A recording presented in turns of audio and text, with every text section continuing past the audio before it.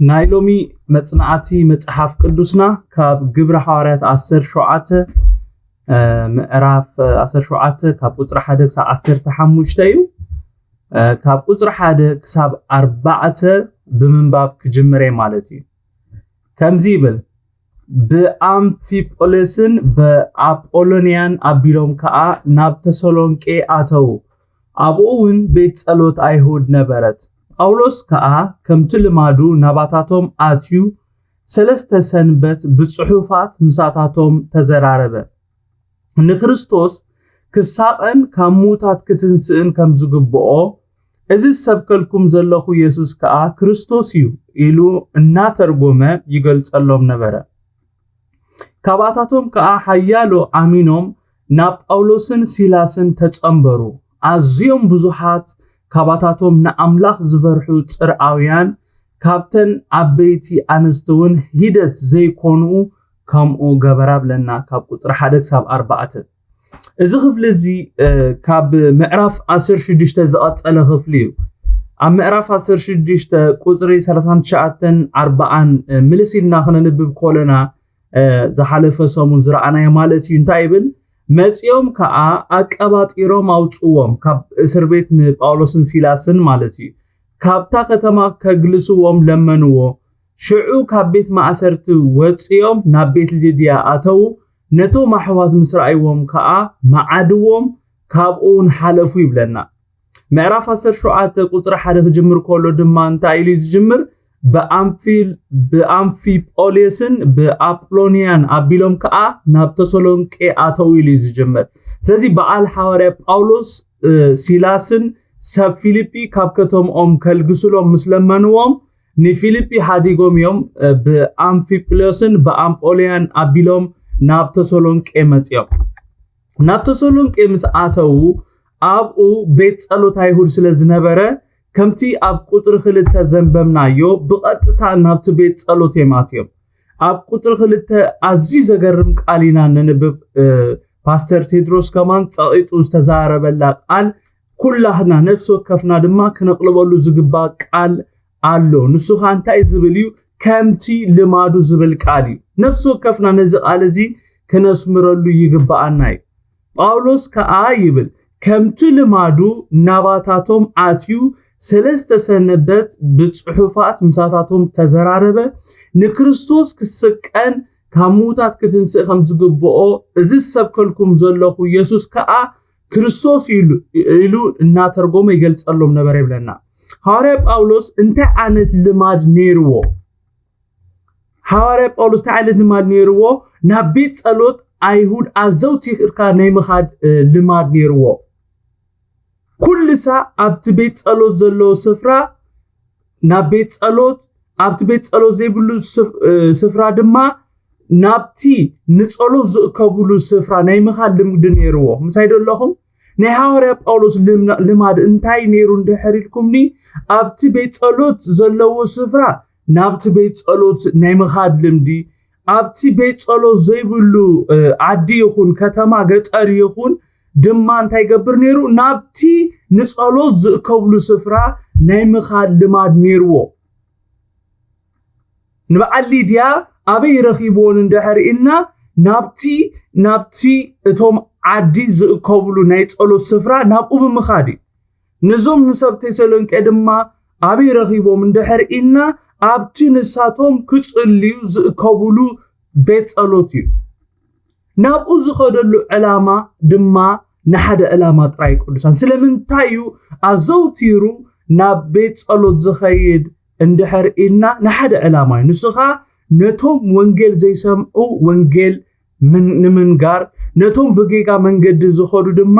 ናብቲ ቁኑዕ መንገዲ ንምምላስ ኢየሱስ ክርስቶስ ጎይታ እዩ አሜን ዶ ሞቲፉ ሓደ ነገር እዩ ሓቐንኡ ሓደ እዩ ንሱኻ መንግስቲ አምላኽ ንምስፋሕ ካለ ሓቐና ይብሉን ካለ አጀንዳ ይብሉን ህቡእ ዝኾነ አጀንዳ ይብሉን አጀንዳኡ ፍሉጥ እዩ ሰባት ናብ መንግስቲ አምላኽ ንምእታው ዝኸይድ እግዚአብሔር ስሙ ብሩኽ ይሁን አሜን ሐዋርያ ጳውሎስ እቲ ሓቂ ምሳይ ኣሎ نزا حق زدلي دما نابا يمصا إلو سبات نابو خمصو تصبي يفلطني صبو غيركم سمعنا قدوسان لوم منفس قدوس ننفسو كافنا ززاربو قال الله ززاربو ملእخت الله حواريا باولوس سبات نابو خمصو تصبي يفلطني تتصبيو አይፈልጥኒ ከምቲ ኢየሱስ ዝገብሮ ዝነበረ ዓሰር ኢየሱስ ብምስዓብ ንሱ ባዕሉዩ ናብቶም ወንጌል ክሰምዑ ዝግብኦም ብምኻድ ወንጌል ዝነግሮም ነይሩ ኣለኹም ዶ ምሳይ ኢየሱስ ክርስቶስ ኣብ ምድሪ ይመላለሰሉ ኣብ ዝነበረሉ እዋን ክልተ ልማድ ነይርዎ ሓደ ናይ ምጽላይ ምሳብኡ ግዜ ናይ ሙሳድ ልማድ ነይርዎ اتخالعي لما دما انتاي اندحر إنا نابيت صلوت أيهود إنا عتوى نابتو وانجيل كسمعو زقبو سبات إنا خدكا نايمقل قال لما نيرو هاري باولوسون لك كم يسوس نزين كل لمادات أو زوتيرو نايمقبار لماد اللوو زوم لمادات يوم ناقل قلوتهم وطيتاوي كم زخوون غيرو خبرن شمو يخون أبزي زمن زلونا كريستيانات سبات نابانا خموصون بركن كدوم كنحابروم نتزدحنوم قال عين نغرومنا بقى خموصون عينا ندلي إذا سلزخونه خايو بادو بتكريستيان وي وحدات امنتي حزنا كوفينا زلونا اتي بتكريستياننا طرحو منبر زمل علو مخنيات حد مخنياتي انا نسخاتكم من سلازي خدناي أنا نسخاتكمن نتحققنا وانجيل نتزدحن وانجيل حيزنا يوقف سلازبلنا ترايو ويتا يسوس ندك أمزامرتو كيدو زبل تأزازنبر كساع زموتهم تتقبيو زبل تأزاز يحابو من لو مكزيابهر انت نفسو كفنا يخفتو آمين هو مخار واقع يخفلكاي بنصارو كوف مبال وي زي مخادون امود داتا واغا خمزخفلنا كنزنقع يبلنا بخلتي واغا تغفليها حقيدو قدوسات زي مخاد واغا يخفلكاي كم بقى الحواري باولوس كتقت تخئليها كتشفشف تخئليها ابيت ما أسر تختاتو تخئليها نزو واغا خنكفل سلا زين دلي كنوارد سلا زين دلي اين خيدنينا زي مخادنا ون صعبين اللو موداتا اتزحبقوها مخليت عبي غيركايو انتاي غيركايو إلو زحات الدما نقوصالو بحق نحواتنا نحاتنا نبيتسابنا بحفشا نتوم يسوس زمطلهم سبات نفكرو من دحر كوينا صبو غيركم سمعوني بحق نفكر اندحر كوينا فقر أملاخ دما تردئنا لو كوف كنبل أيقبان كمتي يسوس الناخد نهزبو يقلقلهم زنبرة كمتم حواريات كم حواري باولوس عن النسخاتكم من نابتم ناي كال امنا ساعات زخونو سبات كن كيد كم زحواري باولوس زقبرو باتي زنببو قال غيرنا كابتي ساعاتو منقدي كن ملسوم يقبان نايو حلافنت ناونيو كمزي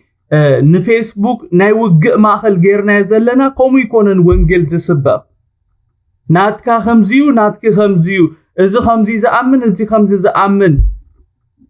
بحثيرو نتزفلت كايو ويدما فلات موانكا تريئلو مدرخ يكونن قدسان نفس وكف اندحر مستر مدحانا تردئنا ويقويتا كمنتاي كم زمن زعنا بريحنا لو ناب تفقات ناموت ناب حاول ناخدو سوقنا كنريئو ما يقبأناني يردأنا دولو يقدسان ناموتو كيم زخدو زلو ناب سيولو كيم زخدو زلو بحق نفكرو من دحر كوينا عيننا نارعاية نابتي زكات قدولو سفراد ناخدو سقنا كنريئو ما يقبأني قدسان اتلو مزرخبنا يوسب صباح تملسنا خاين رخبو نخقلينا كم تمتصحف قدسنا أبكال أي قرنطوس شدشت كلتا زبلو بقلبلت جيزي سمع أخوخا بمعلت مدحان كأرد أخوخا يبلي مو إنه إتا قبلت جيزي حجيا إنه إتا معلت مدحان كحجيا زبولو إتا قبلت جيزين إتا ناي مدحان معلت حجي خمزخونة فلتنا بزي مدنقواي نتوم قويتا ناب هيوتنا زمتوم مسارحتنا مقربنا بيتسبنا فتوتنان كمون كم تقويتا زبلو نفترة كل وانجيل كنرقروم يقبأنا أنا نزق على الناس نأخوس زتها ما حركو منفس قدوس نلبي يستزاربو نجر انتهي اندهرينا قبؤنا نقبر كم زين لنا يتزاربون ماشيم النفلت أصاب يكون زي نفلت أصاب أب حدقا خمزلو رئنا اكزابير يحقزهم إلنا حدقنا ما ينخيدنا حق ايدا قدوسان نئيوب كتأدف النار أخوه كتأفئ النار أخوه اكزابير يحقزو إلا قديفة يخيد حدقا يخيد بزتها علينا متأن نتسهم نمدحان زكا علينا نقبرينا بتمساسالي بزي منفس نتوم نابتفقات زخودو زلو أحواتنا نحاتنان أزمادنان فتوتنان نفلتهم زي نفلتهم سبات وانجيل ننقرهم قدوسان كمتو يهودا زبلنا نتوم زتارات أرو كمتو حواري بأولوس نسلست سنابت زردهم نتزي تردهم بتأقست نرد أيو كابحاو منتقلنا دمان نناقفهم ندنقت اللهم كوم أمس نقبرينا نخصبهم قدوسان أب يهودا متصحف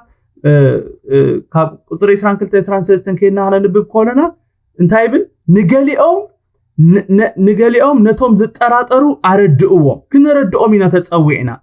كنلوطهم هيكونا كنردقوم زلوط منفس قدوسي نقاليهم كابحاو منتقلكم عنا قفوهم نقاليهم دما نتب السقا زرخة سخدانكوا الناس ألاعهم برح فرحات دنقصولهم كمزي مس نقبرينا نتوم منقد تفقات هيزوم زخودو زلو أحواتنا نحاتنا كن من زقوم نخقل اكزيابير يباركو هارب أولوس مستوم أبتبيت ألوت زرهبهم سبات نسلست سنابتي انتا يقبر نيرون دحر إنا باتن الساتهم زنببو صحفات يزرارب نيرو نساتهم نتقال كل ساعة زنببو قال سلزخونا يفلطوه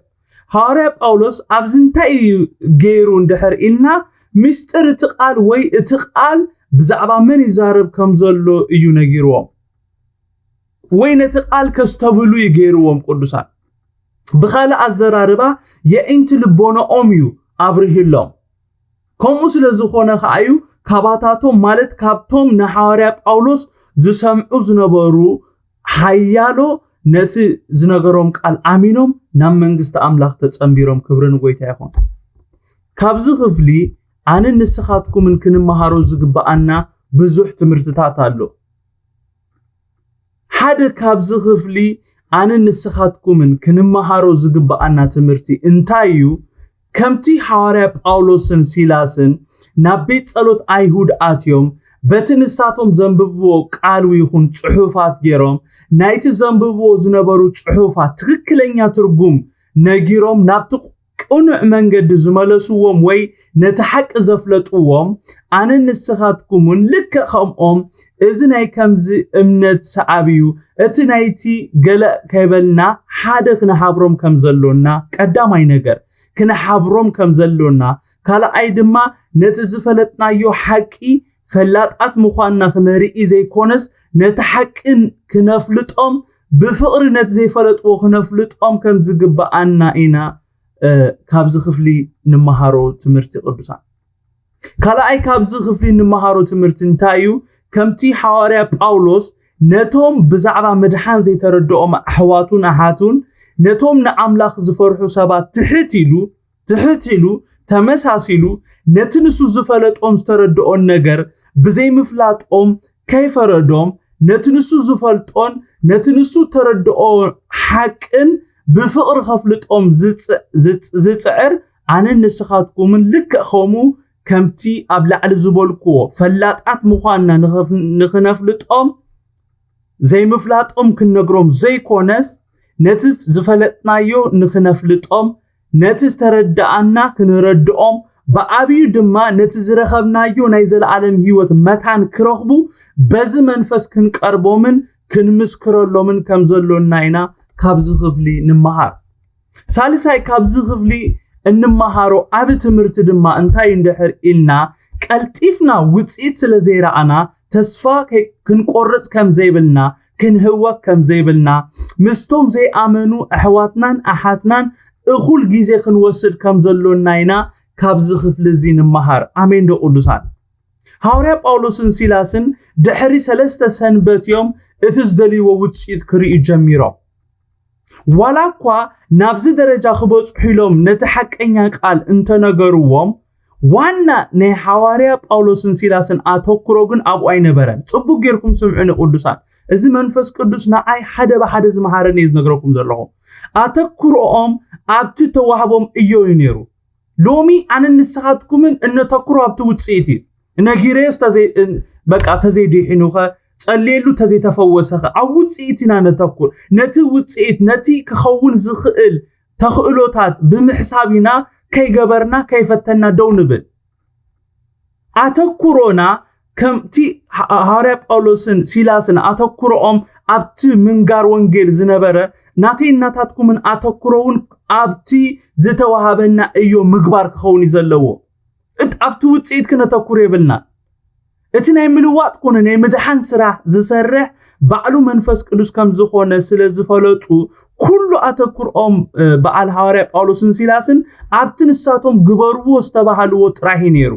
በኻልእ ኣዘራርባ ናይ በዓል ሐዋርያ ጳውሎስ ኣተኩሮ ኣብቲ ውጽኢት ዘይኮነስ ኣብቲ ነቲ ሓቂ ምንጋር ከም ዝኾነ ኢና ካብዚ ክፍሊ ዝንመሃር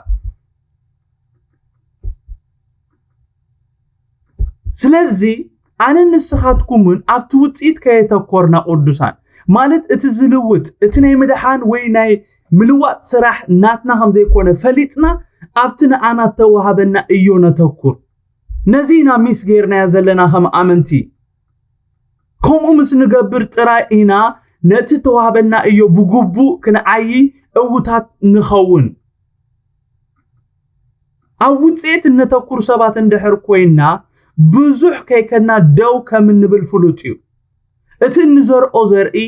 እቲ ዝወድቀሉ መሬት ወሳኒ ከም ዝኾነ እቲ ንዘርኦ ዘርኢ ድማ ኣበናይ መሬት ከም ዝወድቕ ኣነ ንስኻትኩም ስለ ዘይንፈልጥ ምዝራዕ ክንቋርጽ ከም ዘይብልና ኢና ካብ ክፍሊ ዝንመሃር ኣሜን ዶ ወይታ ኢየሱስ ክርስቶስ ብዛዕባ እቲ ዘርኢ ክምህሮም ከሎ እቲ ሓደ ኣብ መንገዲ ወዲቑ እቲ ሓደ ኣብ እሾኽ እቲ ሓደ ብዙሕ ሓመድ ኣብ ዘይብሉ ኣብ እምኒ እቲ ሓደ ኣብ ጽቡቕ መሬት ወዲቑ ኢሉ ኣበይ ከም ዝወደቐ ብዛዕባ እቲ ዘርኢ ክትርጉመሎም ተማሂርና ኢና ናተይ እናታትኩም ስራሕ ምዝራእ ጥራይ እቲ ዘብቁል በዓሉ እግዚአብሔር እዩ ኣሜን ዶ ቅዱሳን ኣብ ቁጥር 4 እንታይ ይብለና ካባታቶም ከዓ ሓያሎ ኣሚኖም ናብ ጳውሎስን ሲላስን ተጸምበሩ ኣዝዮም ብዙሓት ካብቶም ንኣምላኽ ዝፈርሑ ጽርዓውያን ካብተን ዓበይቲ ኣንስቱን ሂደት ዘይኮነ ከምኡ ገበሩ ይብለና ወላኳ ሓያሎ ካብቶም ንሐዋርያ ጳውሎስን ሲላስን ሰምዑ ሰባት ኣሚኖም ናብኦም እንተተጸምበሩ ብዙሓት ካልኦት ከም ዘይተቐበልዎም ክንዝንግዕ የብልና ናተይ እናታትኩም እንጸመተ ክኸውን ዝግብኦ ልክ ከም ሐዋርያ ጳውሎስን ሲላስን ኣብ ምንጋር እዩ ስራሕና ምንጋር እዩ እቲ ምቕባል ዘይምቕባል ድማ ነቶም ሰማዓት ዝሕደግ ጉዳይ እዩ ሎሚ ነዚኣ ጥራይ ሒዝኩም እንድሕር ከይድኩም ጽቡቕ እዩ ምንጋር እዩ ናትና ስራሕ እንድሕር ተቐቢሎም ኢና ብድሕሪኡ ናብቲ ዝቕጽል ፕሮሰስ ንኸይድ እቲ ምቕባል ዘይምቕባል ድማ ንኣብቶም ሰማዓት ዝሕደግ ጉዳይ ብኸምዚ መንፈስ እንድሕር ተንሲኢና ንሽሕ ሰባት ነጊርና በተሓንቲ እትውስን ነፍሲ ከም ንሕጎስ በትውጽኢት ከም ዘይንድሓል ፍሉጥ እዩ ዝሰምዓኒ ሰብ ደሎ እዩ ነቲ መንፈስ ቅዱስ ኣብ ውሽጠይ ዘቐመጦ መልእኽቲ ዝሓዞ ሰብ ደሎ ቅዱሳን ሓደ ሰብ እዚ ምስጢር እንድሕር ተረዲእዎ ጥራዩ ወንጌል በቃ ከይተሓለለ ንሚልዮን ሰብ ዝነገር ንኣሽሓት ሰብ ዝነገር በቲ ዝሪኦ ውጽኢት ከይተዳሓለ ክሳብ መወዳእታ እናመስከረ እድሚኡ ዝውድእ ኣብ ውጽኢት ኣይተተኩሩ ሎሚ ንስኻትኩም ዝዘረኣኹሞ ጽባሕ ካልእ ሰብ ክዓጽሎ ስለ ዝኽእል ማለት እዩ እቶም መጀመርታ ንዓና ወንጌል ዝነገሩና ኣይኮነን ጎይታ ቀቢሎምና ዘሪኦምና ኸይዶም እቲ ዘርእዎ ዘርኢ ድሕር ክንደይ በቂሉ ካልኦት ሰባት እዮም ጎይታ ቀቢሎምና ከምኡ ዶ ይኮነን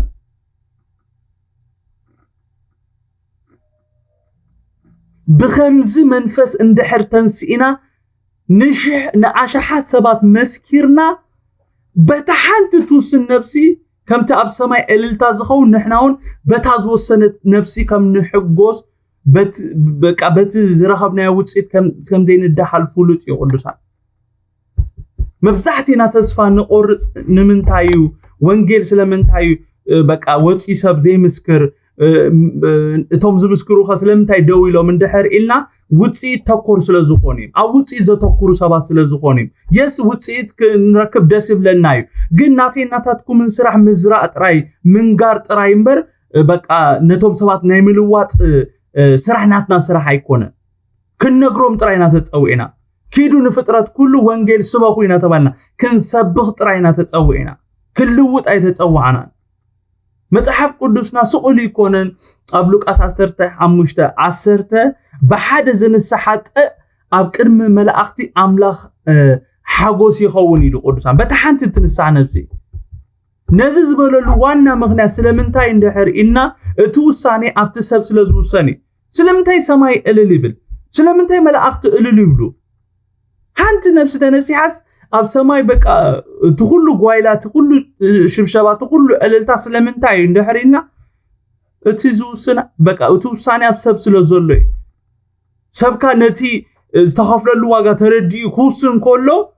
ናብ ዝምርዳእ ክመጽእ ኮሎ ይሕጎሱን ፈርዓን ስለዚህ ኣነ ንስኻትኩምን ክንልውጥ ዘይኮነስ ከምቲ ሐዋርያ ጴጥሮስ ኣብ ቀዳማይ መልእኽቱ ምዕራፍ 2 ቁጥር 9 ዝበሎ ብዛዕባ ደግነት እቲ ካብ ድቕድቕ ጸልማት ናብ ዘደንቕ ብርሃኑ ጸዋዓና ክንነግር ኢና ተጸዊዕና ስለዚህ ሓላፊነትና ብግቡእ ንፈጽም ሓላፊነትና ፈሊጥና ነቲ ዝተዋሃበና እዩ ብግቡእ ንስራሓዮ እዞም ሓያሎ ሰባት ናብ እምነት ክመጹ ዝኽኣሉ ብኸመይ እንደሕር ኢልና ሐዋርያ ጳውሎስን ሲላስን ናብቲ ዝነበርዎ ስፍራ ክኸዱ ምሳታቶም ድማ ግዜ ክወስዱ ፍቃደኛታት ብምዃኖም እዩ ኣሜን ዶ ካባናስ ኤናዩ ሓደ መዓልቲ መስኪረልኩም ኸውን ሓደ መዓልቲ እዚ ኣብ ፋሲጋስ ኣብ እንዳ ሚካኤል ዝበሃል ኣብ ዘለኹ ከተማ ከይደ ሕጂ ኣብኡ ብዙሓት ኣማን ምዃነ ስለዝፈልጡ ምስራኤንሲ ብጣዕሚ ተሐጊሶም ሓንቲ ደብፍላይ ጓላ ስለዘይተሓብሮም ኣብ ዝኾነ ነገር ስለዘይተሓብሮም በቃ እንስኻ ማሓዛይ ስለዝኾነ ንኣይ ምስራኤቲ ብጣዕሚ እስኻስፉሉ ኢኻ ከመልካ መጽኻና ገለ ኢሎም ተሐጊሶም ብለው ጀስ ስለዝረአዩኒ ኣብቲ ቤተ ክርስቲያኖም ስለዝመጻኹሲ ገለ ዝኾነ ነገር ኮይኑ ተሰሚዕዎም ቅዱሳን ካበይ ከም ዘምጻና ይፈልጥኒ ሐዋርያ ጳውሎስ ናብቲ አይሁድ ዝጽልይሉ ቦታ ይዝኸይ ነይሩ ካብኡ ድማ ንጎይታ ዝኾኑ ብቑዓት ሰራዊት ዘፍሪ ነይሩ ኣብኡና ንረኽቦም ቶም ዘይዳሓኑ ኣብኡና ንረኽቦም ቶም ዝሰሓቱ ኣብኡና ንረኽቦም ከም ዝኸማና መጽሐፍ ቅዱስ ዘንብቡ ቅድም ንኦም ክንበጽሖም ግባኣና እዩ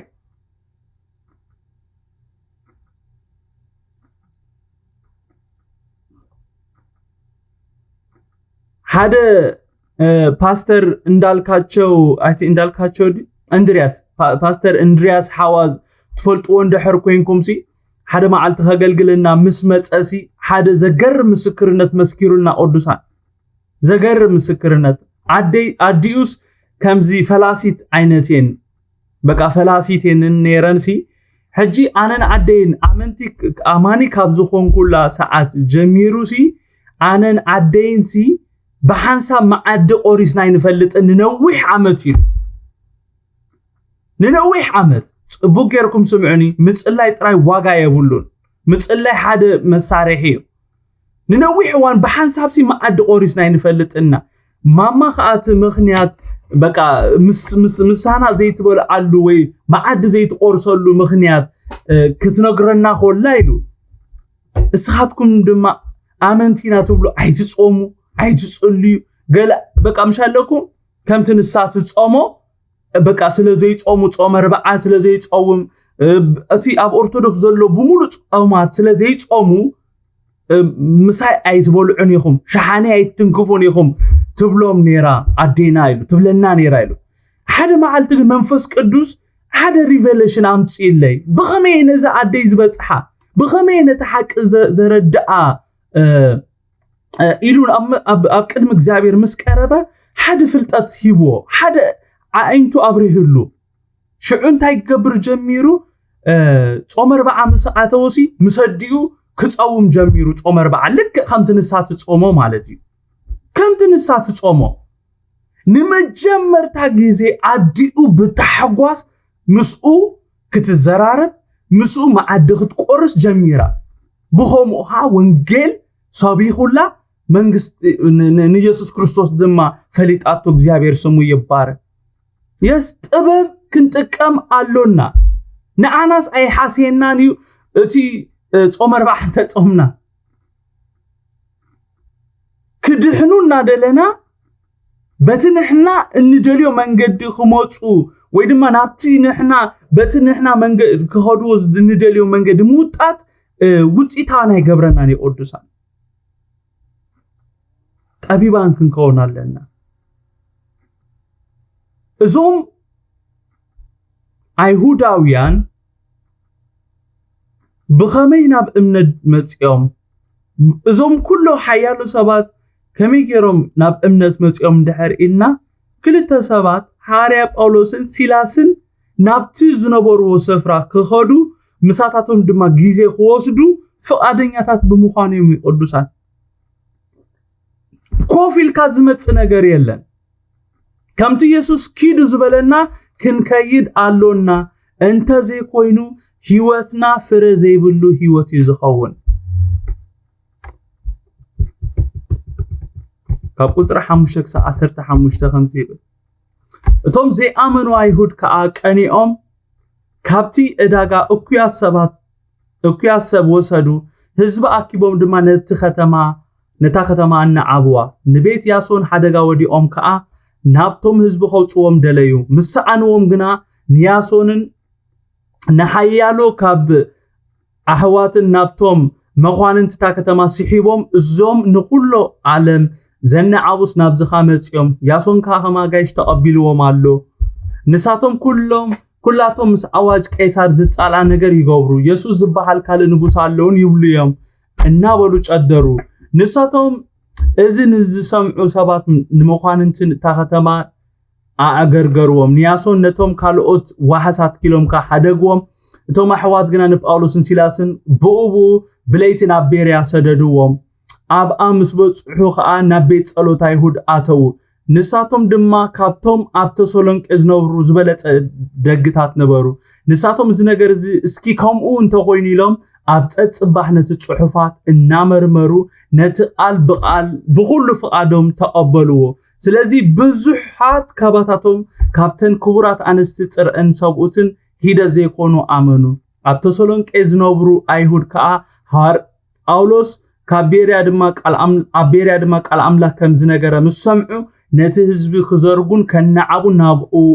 نابعون متسو شعوتو محوات نبقاولوس كسع بحر غير كالتيفوم سددوو سيلاسن تيموتيوسن غنا أبو ترفو توم نبقاولوس زوسدو غنا كسعاتينا أبصحوامو سيلاسن تيموتيوسن كالتيفوم نابو يسعبو زبل تأزاز حيزوم ناباتاتهم تملسو يبلنا أبزنتاينا نريزلنا توم زي آمنو أيهود حيالو كابهم እንደገና አዝዮም ብዙሃት ካብቶም ንአምላኽ ዝፈርሑ ጽርዓውያን ኮሙን ካብተን ዓበይቲ ኣንስቱን ሂደ ዘይኮኑ ንኢየሱስ ክስዕቡ ብሙሳኖም በዝቐኒኦም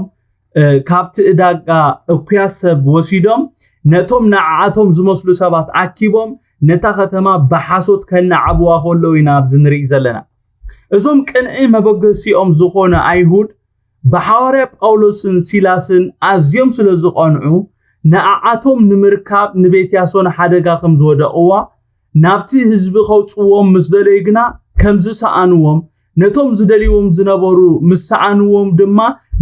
ነቶም ንሐዋርያ ጳውሎስን ሲላስን እተቀበሉ ንያሶንን ንሓያሎ ካብቶም ንጎይታ ክስዕቡ ዝወሰኑ ኣሕዋት ናብቶም መኳንንቲ እታ ከተማ ሲሒቦም ከም ዝወሰድዎም በሐሶት ክውንጅልዎም ከለውና ኣብዚ ነንብብ ዘለና እቶም ብጀካ ቅንዒ ካል ምንም መሰረት ዘይብሎም አይሁድ ንሐዋርያ ጳውሎስን ሲላስን ምስአንዎም ነቶም ተቀበሉዎም ንያሶንን ንሓያሎ ከባሕዋት ናብቶም መኳንንቲ እታ ከተማ ሲሒቦም ታይሎም እዮም በሐሶት ከሲሶሞም እዞም ንኹሉ ዓለም ዘናዓቡስ ናብዚ ኸዓ መጽዮም ያሶን ከዓ ከማጋይሽ ተቀቢልዎም ኣሎ ንሳቶም ኩላቶም ምስ አዋጅ ቄሳር ዝጻላ ነገር ይገብሩ ኢየሱስ ዝበሃል ካል ንጉስ ኣለውን ይብሉ እዮም እናበሉ ጨደሩ ይብለና አይገርመኩምን ቅዱሳን እዞም ሰባት እኮ ንቄሳር ዘፍቅሩ ሰባት ስለዝኾኑ ይኮነን በቃ ብዘይ ቄሳርሲ ካል ንጉስ ኣሎ ኢሎም ይዛረቡለው ንጉስ ናስ ቄሳር ጥራዩ ስለዚህ ብዘይካ ንቄሳር ንኻለ አይንቅበልን ዘአይነቱ ዘረባ ኣብዚ ዝዛረቡ ዘለው እዚ ምኽንያት እዩ ነቲ ንሳቶም ዝደልይዎ ጸላኢ ኩሉ ግዜ ነቲ ንሱ ክገብሮ ዝደሊ ወይ ድማ ነቲ ታርጌት ዝገበሮ ነገር ክፍጽም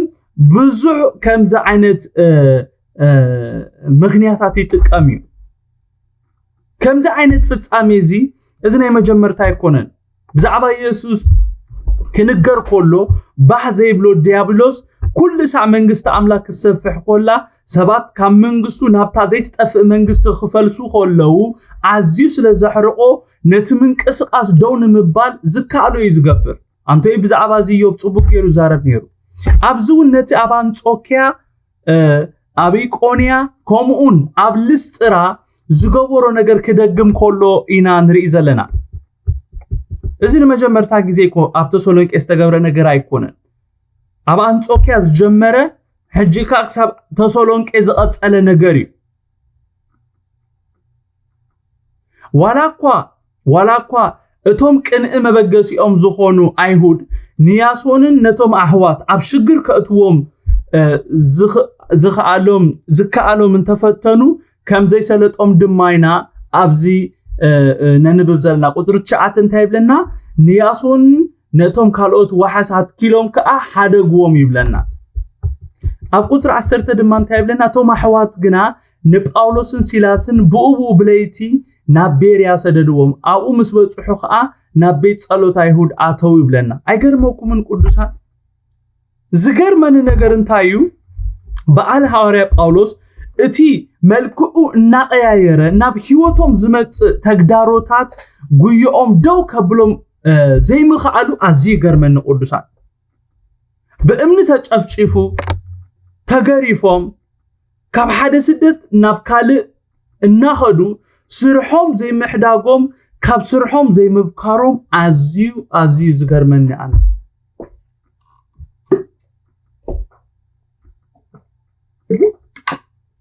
ካብ ተሰሎንቄ ካብቶም ክቆትልዎም ዝደልዩ ካብቶም ጥፍዓቶም ዝደልዩ ንእስክላም ሊጦምሲ ናብ ቤርያ መጽዮም ትኺሎም ከም ልማዶም ናብ ቤት ጸሎት አይሁድ ኣትዮም ቃል አምላክ ክነግሩ ከለው ኢና ንርኢ ዘለና እዚ እንታይ ዘርኤና ቅዱሳን ጽቡቅ ጌርኩም ስምዑኒ እዚ እንታይ ዘርኤና እዞም ሰባት ህይወቶም ንጎይታ ዝወፈዩ ንርእሶም ዝሞቱ ሰባት ምዃኖም እዩ ካብዚ ቃል እዚ ንርዳእ መብዛሕቴና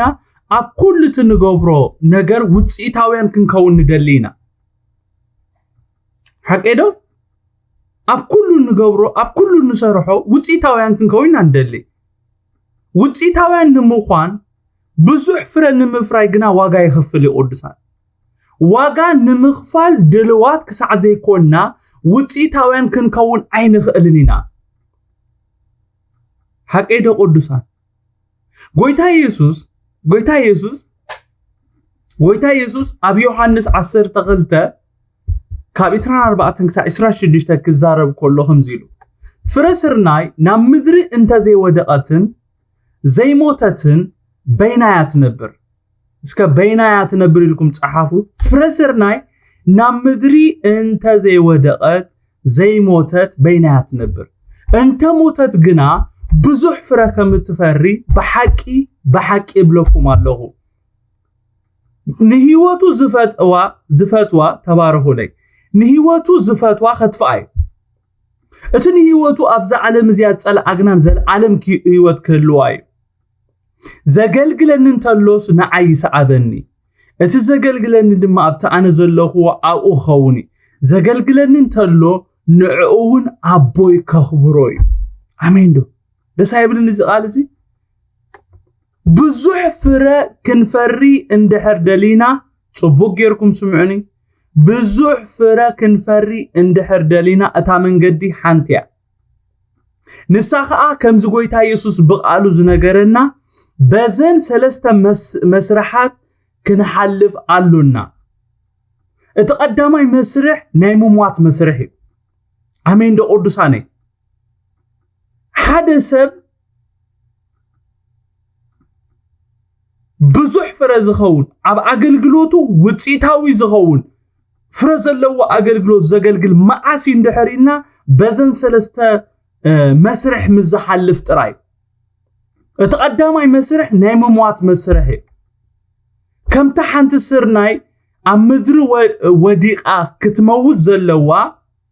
ኣነ ንስኻትኩምን ንገዛእ ርስና ክንመውት ኣሎና ጎይታ ይባረካ ፓስተር ቴድ ሰምዑኒ ደለኹም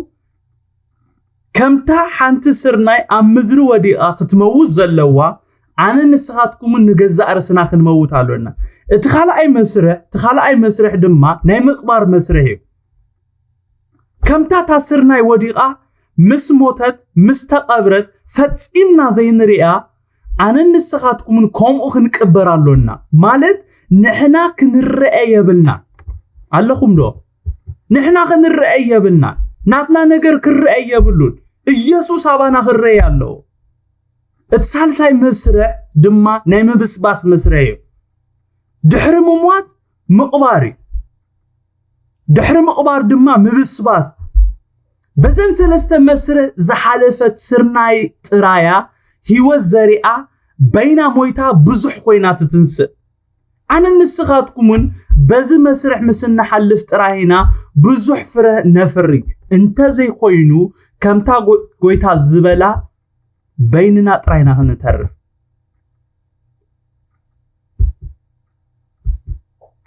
ኣብ ቁጥር 11-12 እንታይ ይብለና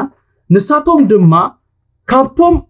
ኣብ ተሰሎንቄ ዝነብሩ ዝበለጸ ደግታት ነበሩ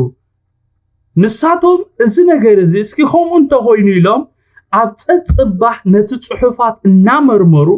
ነቲ ቃል ብኩሉ ፍቃዶም እንታይ ገበሩ ብለና ተቀበልዎ ስለዚ ብዙሓት ካባታቶምን ካብተን ክቡራት አንስት ጽርዓን ሰብኡትን ሂደ ዘይኮኑ ኣመኑ ይብለና ክብርን ጎይታ ይኹን እዞም ሰባት ብኸመዮም ናብ እምነት መጽኦም እንድሕር ኢልና ከምታ አንቶ ይዝበልክዎ ሐዋርያ ጳውሎስን ሲላስን ነቲ ዘድሕን ቃል ክምስክሩሎም ፍቃደኛታት ብምዃኖም ናብቲ ዘለዎ ሰፍራ ብምኻዶም ሐዋርያ ጳውሎስን ሲላስን ናብኦም እንተዘይከዱ ነይሮም እንተ ነዚ ቃል እዚ እንተዘይነግርዎም ነይሮም ሰቤርያ እስከዚ ነገር እዚ ከምኡ እንተኮይኑ ኢሎም ኣብ ፀጽባህ ነቲ ጽሑፋት ኣይምመርመርዎን ነይሮም ሳላ በዓል ሐዋርያ ጳውሎስ ከይተሐለሉ ዝነገሩዎም ግና ነቲ ቃል መርሚሮም ልክ ከምቲ በዓል ሐዋርያ ጳውሎስ ዝበልዎም ምዃኑ ምስ ፈለጡ ነቲ ሰምዕዎ ቃል ማንም ከየገደዶም ብኩሉ ፍቃዶም ክቅበልዎ ከለዉ ንሪ ነቲ ቃል ብኩሉ ፍቃዶም በዓል ሐዋርያ ጳውሎስ ሓደ መዓልቲ ጥራይ ሰቢሆሞም ኣይኮኑ ኢሎም ኣብ ፀጽባህ ነቲ ጽሑፋት እናመርመሩ ይዝብለና ክንደይ መዓልቲ ከም ጸንሑ ኣይተጻሓፈናን ነገር ግን መዓልታዊ ንቃል ኣምላኽ ይምህርዎም ከም ዝነበሩ እዩ እዚ ጽሑፍ ዝምህረና ሕጂውን ኣብዚ ክውስኸልኩም ዝደሊ ነገር እንታይ እዩ ቀልጢፍና ውጽኢት ስለ ዘይረኣና ቀልጢፍና እቲ ኣብ ሰባት ክንሪኦ እንደሊ ነገር እንተዘይረኣና ጊቭ ኣፕ ክንገብር ከም ዘይብልና ኢና ካብዚ ቃል እዚ ንምሃር ኣብ ቁጥር 13 እንታይ ይብለና ኣብ ተሰሎንቄ ዝነበሩ ኣይሁድ ከዓ ጳውሎስ ኣብ ቤርያ ድማ ቃል ኣምላኽ ከም ዝነገረ ምስ ሰምዑ ነቲ ህዝቢ ክዘርጉን ከነኣቡ ናብኡ መጹ ኮነ ኢልካ እዞም ብቕንዕ ዝተመልኡ ኣይሁድሲ በዓል ሐዋርያ ጳውሎስ ናብ ቤርያ መጺኦም ቃል ኣምላኽ ከም ዝነገሩ ምስ ሰምዑ ኮነ ኢሎም ከምዚ ኣብ ቁጥር 13 ነንብቦ ዘለና ክዘርጉን ከነኣቡን ናብ ቤርያ ከም ዝመጹ ይነግረና ኮነ ኢልካስ ክዘርግን ከተነዓብን ሲ ካብ ሓደ ከተማ ናብ ሓደ ከተማ ትጓዓዝ ካል ዕላማ እኮ ይብሎምን እቲ ቃል ከይንገር ሰባት ድማ ከይድሕኑ እዮም እዞም ሰባት እዚኣቶም ካብ ተሰሎንቄ ናብ ቤርያ መጽዮም እግዚአብሔር ካብዚ ከምዚ ይሐልወና ንወንጌል እንቅፋት ካብ ምዃን እግዚአብሔር ይሐልወና ኣብ ቁጥር 14-15 ከይና ክነንብብ ኮለና ድማ ከምዚ ይብል ሽዑቶም ኣሕዋት ንጳውሎስ ክሳዕ ባሕሪ ክኸይድ ቀልጢፎም ሰደድዎ ሲላስን ጢሞቴዎስ ግና ኣብኡ ተረፉ እቶም ንጳውሎስ ዝወሰዱ ግና ክሳዕ ኣቴና ኣብጽሕዎሞ ሲላስን ጢሞቴዎስን ቀልጢፎም ናብኡ ይሰዓብዎ ዝብል ትእዛዝ ሒዞም ናባታቶም ተመልሱ ይብለና ሰቤርያ እቶም መናዓብቲ ብጀካ ምዝራግን ምናዓብን ካል ዕላማ ዘይብሎም ሰባት ካብ ተሰሎንቄ ነዚ ዕላማ ናብ ቤርያ ከም ዝመጹ ምስ ፈለጡ እንታይ ገይሮም ንሐዋርያ ጳውሎስ ካብቲ ስፍራ ቀልጢፎም ከርሕቕዎ ከለዉ ንርኢ ሐዋርያ ጳውሎስ ኣብ ኣቴና ምስ በጽሐ ድማ በቶም ናብ ኣቴና ዘብጽሕዎ ሰባት ገይሩ ናብቶም ኣብ ቤርያ ዝሓደጎ መታዓይቱ ሲላስን ጢሞቴዎስን ቀልጢፎም ናብኡ ክስዕቡ መልእኽቲ ክሰደሎም ከሎ ኢና ንርኢ ዘለና ጎይታ ብነገር ኩሉ ይባርኩም ጸጉ የብዛሓልኩም ናይሎም መጽናዕትና ኣብዚኣ ደው ክነብል ኢና